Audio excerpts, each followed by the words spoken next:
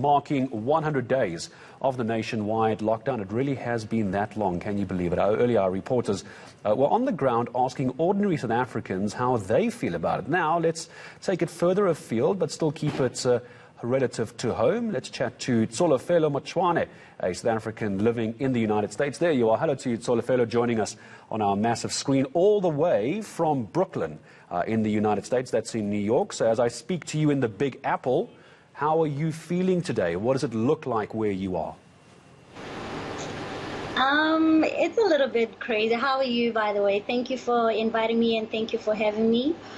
It's a little crazy in the U.S. at this point because we have finished 3 months of quarantine and the country is starting to open slowly but surely, where we see an increase of cases all the time. So you have to be hopeful at the same time that things are getting back to normal, or we're getting adjusted to the new normal.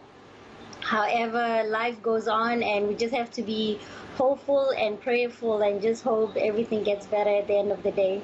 What are you hearing about what's happening here in South Africa? Are you in contact with your friends, your family?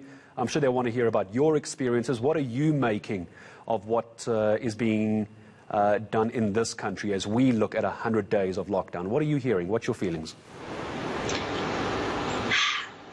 My feelings with the schools opening at this point in time, that's one thing that I've been hearing from my friends and family back home, is that how realistic is it for kids to social distance, which is the biggest problem that I have.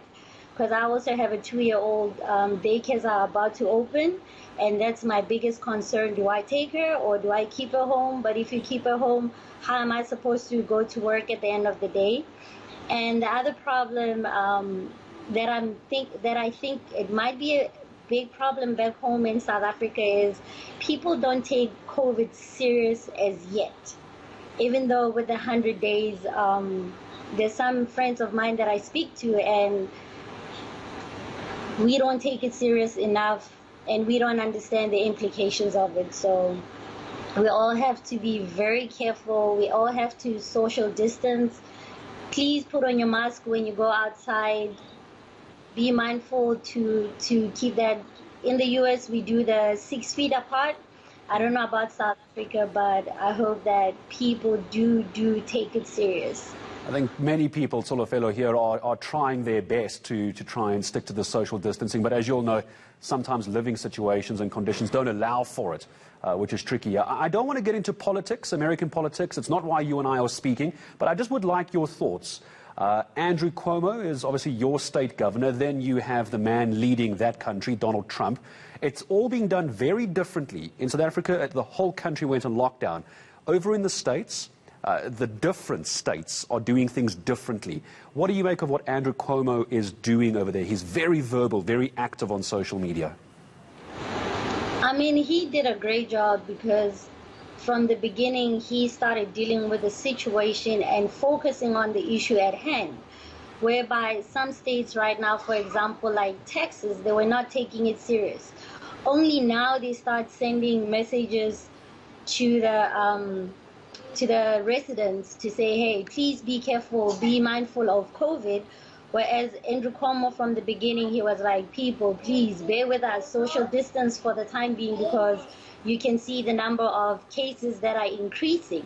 And in order to bring down the curve,